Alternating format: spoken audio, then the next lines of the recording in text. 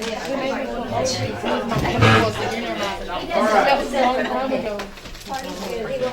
promise you this session is a little bit better, all right?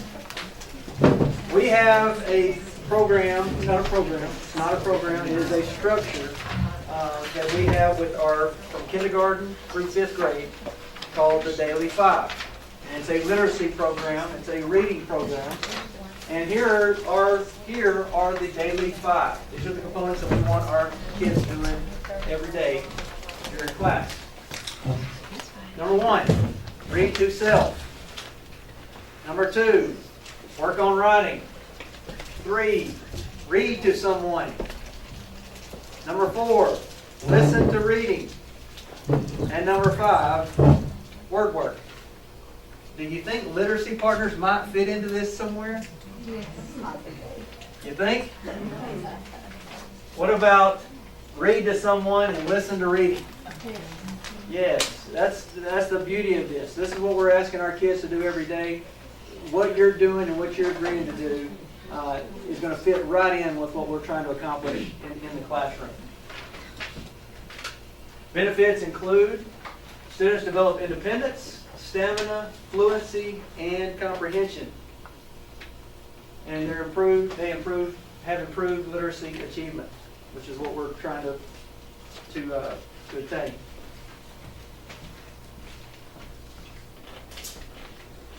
It does us no good to teach kids how to read if at the end they don't read because we've sucked the joy out of it. Kids need plenty of time to just plain read. Every kid, every day. Volume matters big time. Reading aloud with kids is known to be the single most important activity for building skills they'll eventually require for learning to read. Now then, I want you to think about these 3 quotes. Okay? Which one of them stands out of all those 3? And I want you to discuss that with your table for the next 3 minutes. Pick one that really stands out to you. Good.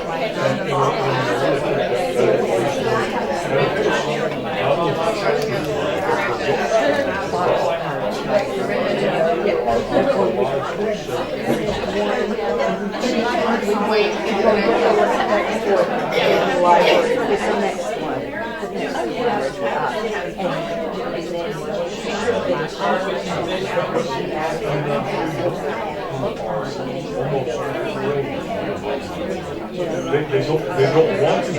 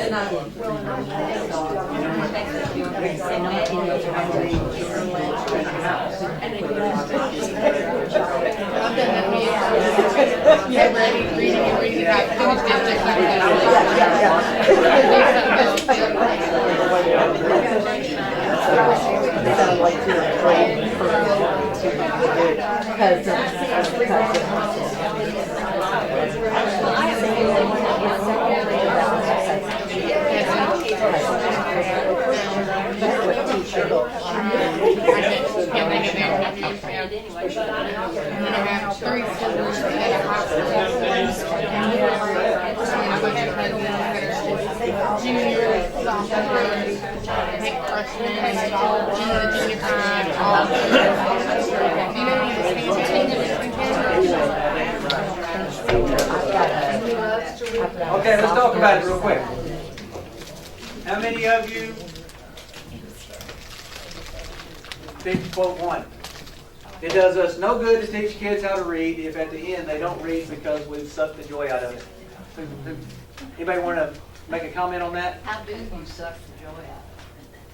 Criticize them every time they move. Criticize them every time they move. Make them read stuff that they really don't want to read. Don't put any fun in reading it. Make it all monotone these note patterns. Anybody else? In your packet, on one of the pages it says what teachers can do, what anyone can do, what a parent can do. What teachers can do. How can teachers help their students develop the motivation to become skilled readers who love to read? There's been lots of research on this. Okay? When you put all this research together, it points to several concrete things that teachers can do. And I'm going to go through those really quickly.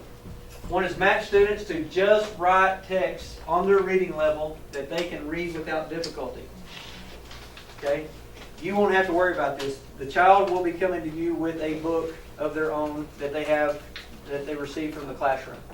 It will be on their grade level, on their reading level, on their current reading level. Okay? But that's important.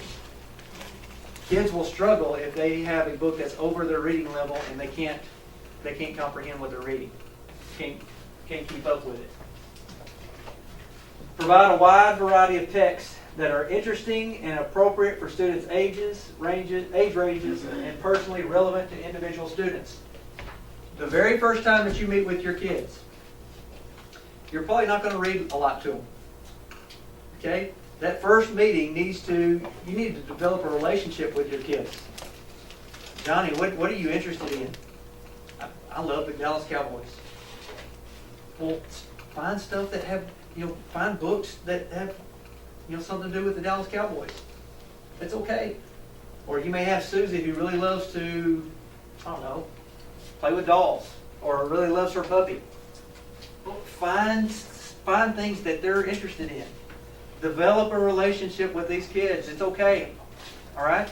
We don't want you to be robots. The big part of this is you have to develop a relationship with them. Know what their interests are, because that's big. Research says that that's big. Read to them things that they will be interested in. Okay? Empower students by allowing them to select their own text. They do that in the classroom. Let students know what to expect. They can get excited about what's coming next. I'm going to model that here in just a little bit. Okay? Encourage students to take an interest in monitoring their own reading progress. That's part of the Daily 5. We will do that in the classroom. Talk about books. Discuss the characters, the setting, the plots, the stories, and the content of nonfiction books. Okay? I'm going to give you some resources here in a minute, as well as I'm going to model it on things that the questions that you can ask the kids about the book that you just read and the book that they just read. Okay? But you need to talk about what you just read. Support students with immediate, continuous feedback and encouragement. Encouragement. We are trying to get these kids to learn how to read. Be patient. They may not be where you think they need to be when you first get with them. But encourage them. Help them to get to where they need to be. Use technology to excite students' interest. If you have an iPad, you can go to iTunes and go to free books. Free books in the search engine. There's tons of free books, free kids books or free children's books or whatever. Download those and read them to them from the iPad. Kids love that stuff. And if you get hung up on it, I promise you they can show you how to get through it. Set expectations for success. Okay? Be a positive influence on our kids. Okay, how many of you picked question number 2? Kids need plenty of time to just plain read. Every kid, every day. Volume matters big time.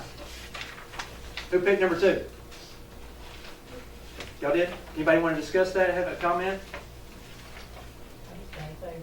We just said, let them read on their own, get something they're very interested in, so they'll do it on their own and not be made to read. Every day. It's too busy. I know, we in the video age and the TV age, it's important. That's the thing. A lot of our kids are coming from homes that mom and dad, they're trying to survive. They're trying to make ends meet. They're just trying to survive. They're not worried about if Johnny gets to read, for 15 minutes. So reading with those kids, you're going to make a huge impact. I mean, this is going to be a big blessing for you, but you've got a lot in front of you, and you can have a huge impact on our kids. There's a study, research back in 2009. You're not going to believe this. Back in 2009, this guy did some research and said reading is like every other human activity, and that the amount of practice really matters. Really? Wow. He did research to tell us that if you practice something, you get better at it? Really? Especially the amount of reading done while reading proficiency is being developed. Okay? So the more that we can read with our kids, the better. And then the last one.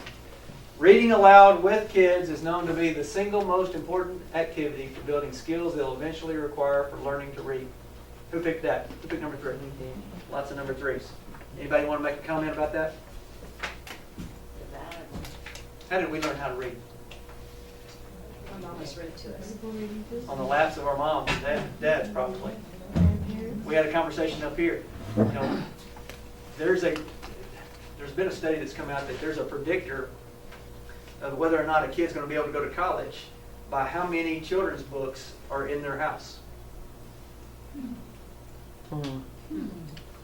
So it is important to read to kids when they're small.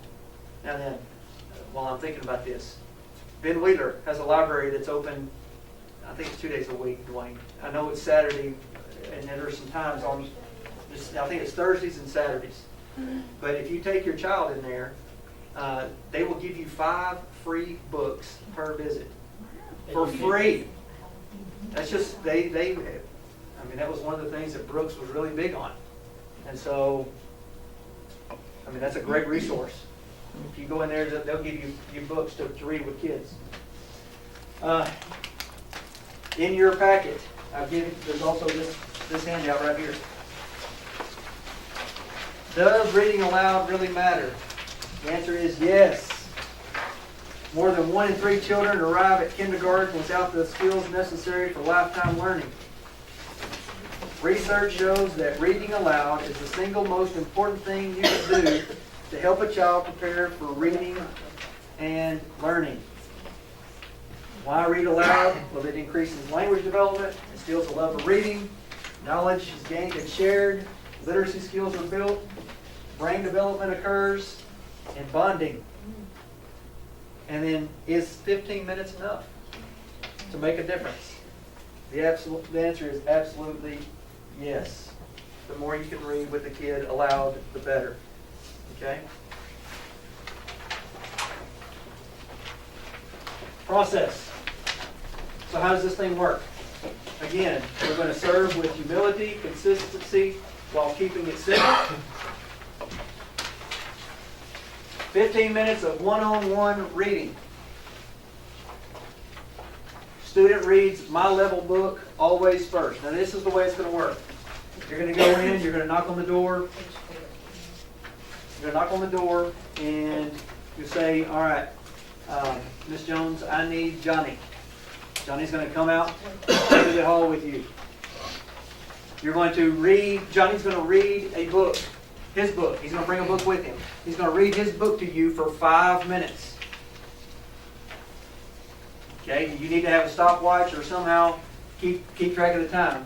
But he's going to read to you for 5 minutes. At the end of that 5 minutes, you're going to ask him questions about what he just read to you. Comprehension questions. In your packet, I have given you a list of different things that you can ask. Okay? At that point, then you are going to read your book to Johnny. Now, does it need to be on Johnny's level? No. Matter of fact, it needs to be a little bit higher, just a little bit. Okay? It still needs to be a children's book, but it doesn't have to be on Johnny's level is what I'm telling you. Okay? Because what we're wanting Johnny to do is to be able to listen to what reading fluency sounds like. Okay? We want him to hear what reading should sound like. Again, after you read your book, again, you're going to have a conversation with your student, asking him different comprehension questions about what you just read. That whole process, from start to finish, should take 15 minutes. Okay? At that point, you're going to send the child back into the classroom, knock on this door and say, Miss Jones, now I need to see Susie.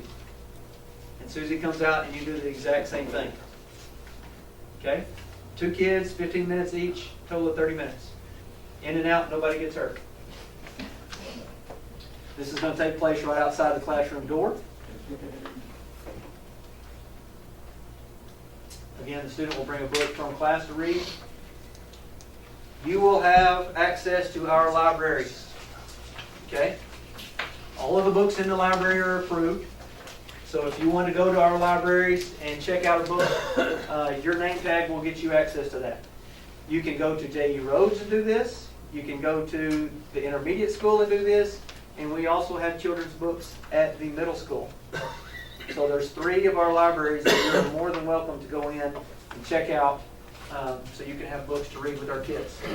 Okay? Who will I be reading with? Students with reading disabilities? No. We have programs in place for those kids. The kids that have dyslexia, have reading problems. Okay? The kids that you're going to be reading with are those students who do not qualify for special services, but yet they're not reading on grade level. Okay? So it's those bubble kids. All right? What about ESL students? You know what ESL is? English as a second language. The answer is maybe.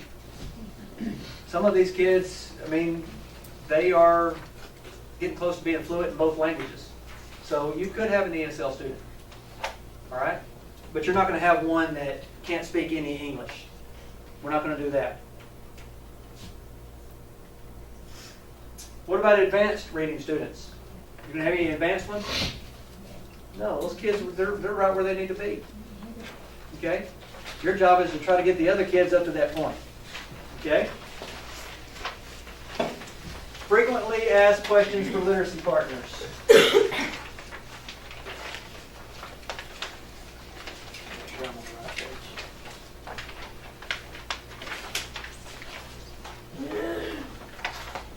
What is reading fluency? That's about enough speed. Not too slow, not too fast, with expression. Okay? Not too slow, not too fast, with expression. That's what reading fluency is. What is reading comprehension?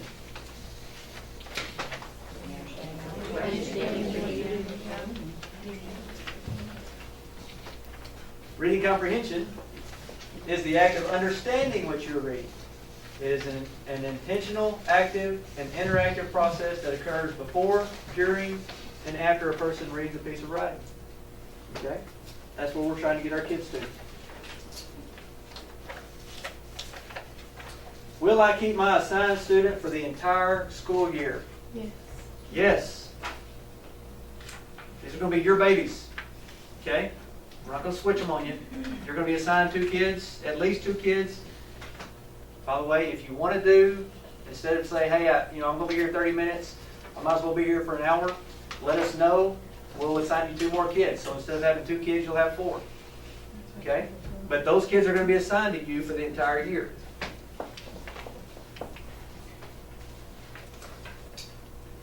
Come on now.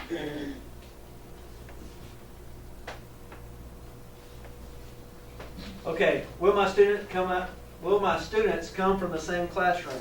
Maybe. Maybe. It's not a big deal because all of our grade levels are grouped in the same hall. Okay, so whatever hall that you're going to be in, all the second grade is in one hall, all the first grade is in one hall, all the classrooms are going to be in the general same area. Okay? But you may have one from 2 different classes.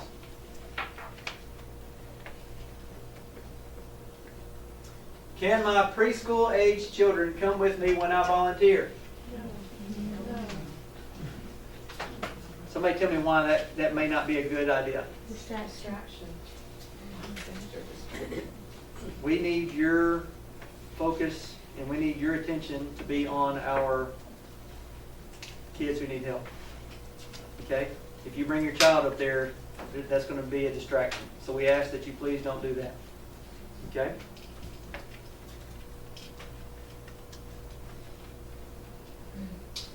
All right. Now the fun part. Ribbon. In your packet, before I get started, in your packet, I have given you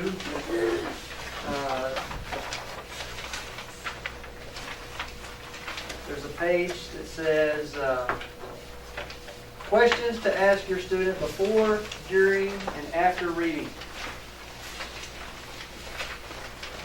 Read over those and then afterwards is comprehension strategies to practice at home, which is basically the same type thing.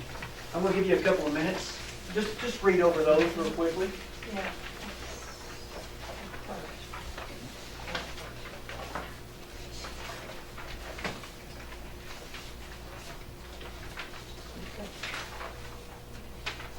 Here in just a few moments, I'm going to read this book to you. And so I want you to try to pick up on the different strategies that I'm using.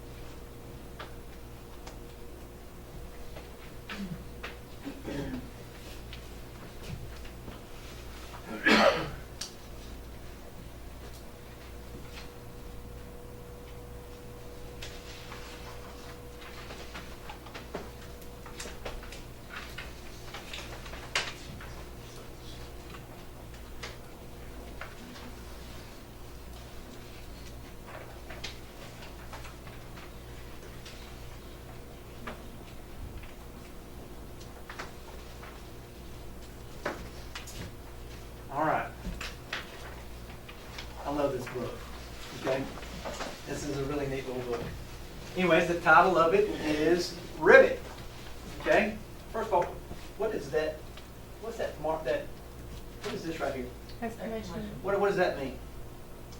Excitement. Emphasis. That means emphasis. So what's the title of the book? Ribbit. Ribbit. All right? It's written by Rodrigo, I know I'm going to butcher this, but it's Boguera.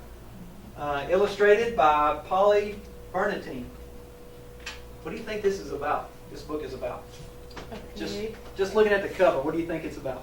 It's a frog singing. A pig that says a frog sound. Anybody else? Let's see. Once upon a time, there was a pond that was home to a family of frogs. It was their pond, and they were very happy living there. But one morning, they discovered a surprise visitor. Who do you think they found? Who? It was a pig. A little pink pig sitting on a rock. Now look at all these frogs. How many of them ran in the water? Why do you think they got out of the water? They've never seen a pig in the pond before, I don't guess.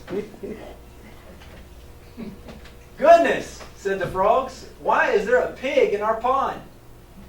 They whispered amongst themselves until finally the chief frog spoke up. Good morning. What can we do for you? And to their amazement, the little pig answered, Ribbit! What did he say? Cried the frogs. This pig is confused. Does he think he's a frog? Is he making fun of us? But again, all the little pig said was, Ribbit! Look at the faces of these frogs. One of them surprised that this big dude back here in the back, he's upset. He's mad. How dare him say ribbit? News of the little pig who thought he was a frog spread fast, and all the animals hurried to the pond to see the visitor. This new relative of yours is a little pink, said the raccoon. He's no relation of ours, declared the frog. He certainly sounds like a frog, said the weasel. Why would a pig want to be a frog? Asked the parrot. And what's wrong with being a frog, may we ask? Exclaimed the frogs. Everyone started shouting at each other, completely ignoring the little pig, who just sat there practicing his ribbit. The animals laughed and laughed, and the frogs got angrier and angrier, until finally the chief frog shouted out, Stop! We're not getting anywhere by fighting. We must go and find the wise old beetle. He'll know what to do. The wise old beetle, gasped all the animals. But he hates to be disturbed. I know, said the chief frog, but this is very serious. That's true, the animals agreed. And off they went. Look at that poor pig. What do you think he's thinking right now?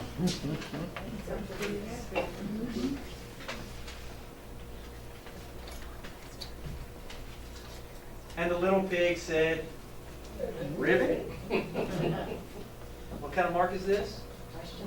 Why would he say that was a question mark?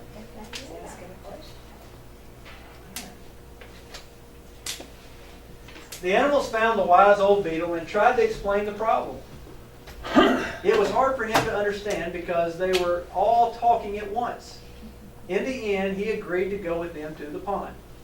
But when they arrived, what do you think happened?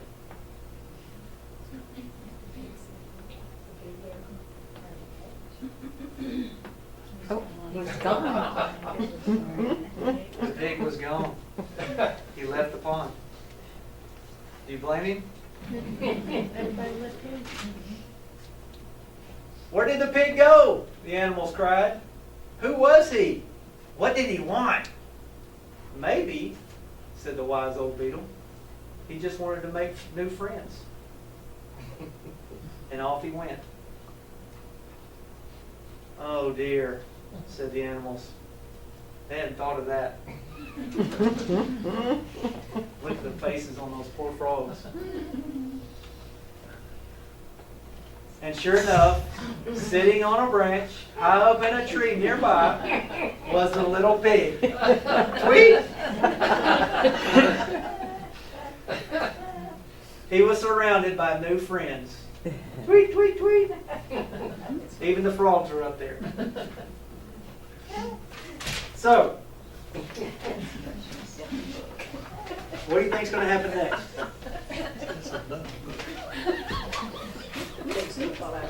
The pig, that was the same response last Saturday. The pig's going to fall out of the tree. The branches are going to break. They're all going to start snorting up. They're all going to start. Hey, that's a good one. That's a good one.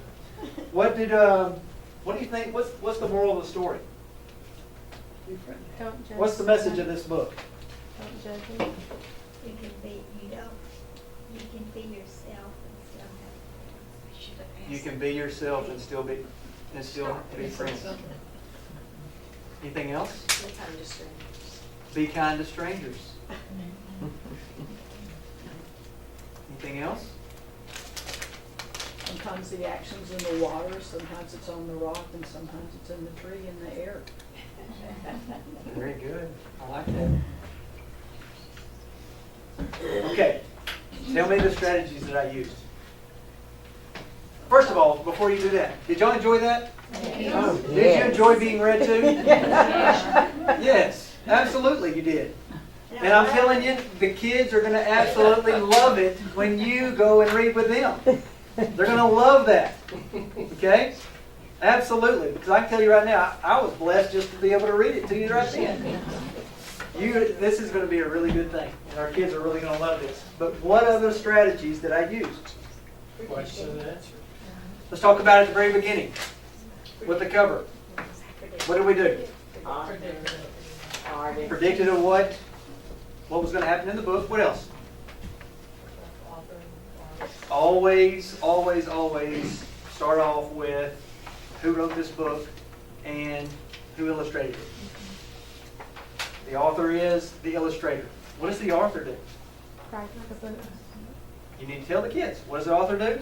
Write the book. What does the illustrator do? It shows the pictures. He draws the pictures. Okay? So make sure that you do that every time. What about all the places in the book that had a ... When I came up to here. But when they arrived, What's going to happen what did I do? next? What do you think's gonna happen Wait next? for them to respond. You ask them, what do you think is going to happen here? What's going to happen? What do you think is going to happen? Okay? Another question. What do you think, how did the frogs change from the beginning of the book to the end of the book? How did they change?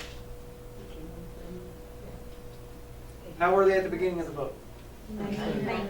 Unfriendly. How were they at the end of the book? What made them change? The beetle. Everybody else too. The wisdom of the beetle. The beetle shamed them, didn't he? But those are the kinds of things when you get your book, you need to read it yourself, and you need to look for, all right, what do I need to ask the children about this book that I'm fixing to read to them? Okay? So, I hope y'all enjoyed that. Okay. Resources and support.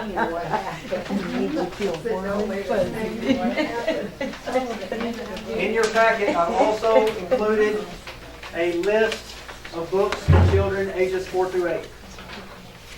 The list is actually,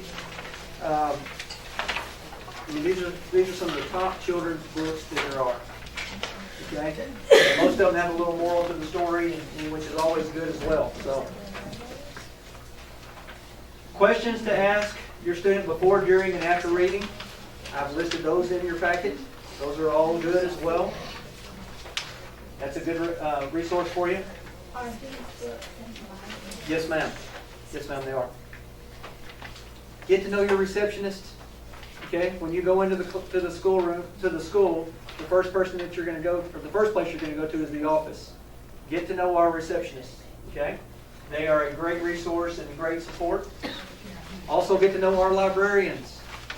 They're wonderful.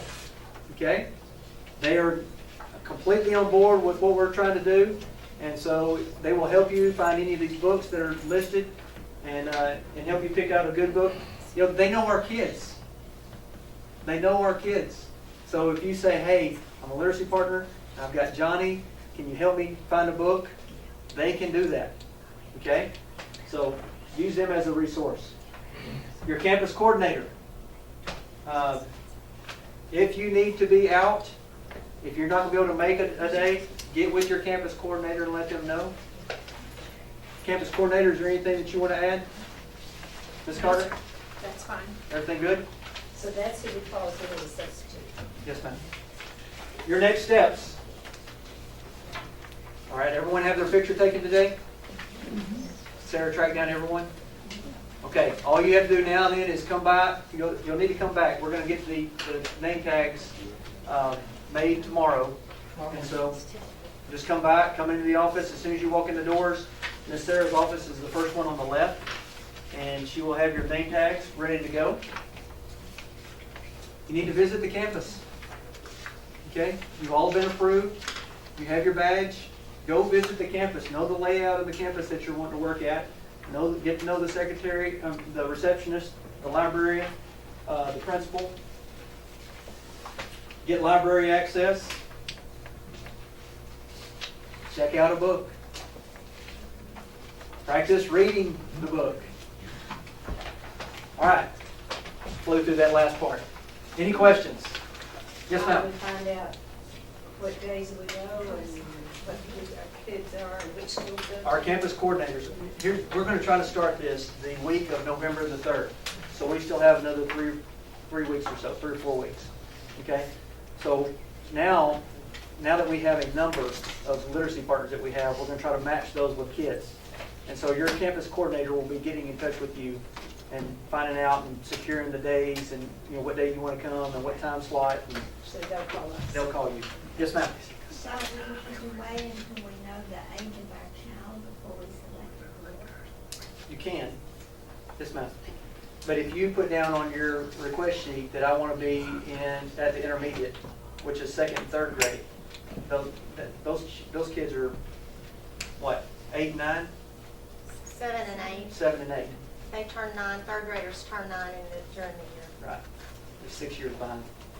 Yes, ma'am. Are you supposed to complete the book in 5 minutes or No. to be continued? To be continued. To be continued. And will they, will that book, they won't be reading that book when they're away from you, just when they're with you? That's right. That's right. What if they want to take the book home? That's your book. They have their own book. Now then, let me tell you this too. The first couple of times that you meet with your kids, they may not feel comfortable reading in front of you. Okay? That's okay. So instead of, you read to them for 10 minutes or 12 minutes and then ask them questions. That's fine. You're going to have to develop relationships with our kids. Okay? So kind of anticipate that. You may have a kid that is just gung-ho and ready to go, but you also may have one that may be reluctant to read. And if he does, that's okay. Develop a relationship with that kid and say, well, I'm just going to read to you today then. Okay? And just read. So don't let that stop you. Yes, ma'am. How do we get the books approved that we bring in to read? If they're not from here? Well, you can run it by your campus coordinator. Okay. That'd be fine. But just be careful with what you bring in. Yes, ma'am. If it's a young reader and they're not really strong in reading, do you try to be correct with everything they read, or do you try to just get fluency and let it flow and get the words and let them get the context and not be so exact? Marty, you want to? Yeah, when children are reading aloud, a lot of times they'll substitute words, and don't get hung up on that as long as it's not affecting the meaning. Like sometimes they'll say A instead of the, and as adults we get real hung up on that, but reading is about meaning. So if they're, don't correct every little thing like that as long as it's not really affecting the meaning. And if it is, you can kind of help them with that word and just move on. But don't, we as adults get hung up on that sometimes. So, and another thing you can do if a child is not comfortable with reading to you right away is just to talk about the book and look at the pictures and, ask them what they like about that book and that sort of thing. That's a good idea. Any other questions? Yes, Do ma'am. they sound out if they come to a word that they're not familiar with? Do we encourage them Absolutely. to sound that word out? Absolutely. Yes, ma'am. Help them read, just as if it was your own child. Another good strategy, sounding out is one strategy, but ask them to maybe just use the context clues to take a stab at that word, maybe skip the word and read the rest of the sentence. A lot of times that will come to them. Look at pictures to get clues. So there's several different ways. Sounding out is one way, but there are other strategies too. Anything else? Any other questions? Again, I just want to tell you how excited we are about this program. so thankful for you, and you're willing to give your time to come give 2 hours of training, on a Tuesday afternoon. So thankful that you're willing to give up 30 minutes a week to come help our kids. We really do appreciate you, and we're really looking forward to the impact that you're going to have on our kids, and we really feel like you're going to be blessed by this. And so we thank you for all that. I hope the training wasn't too bad. I just want to say, I appreciate that we have a superintendent that is willing to stand in front of a group and read a children's book.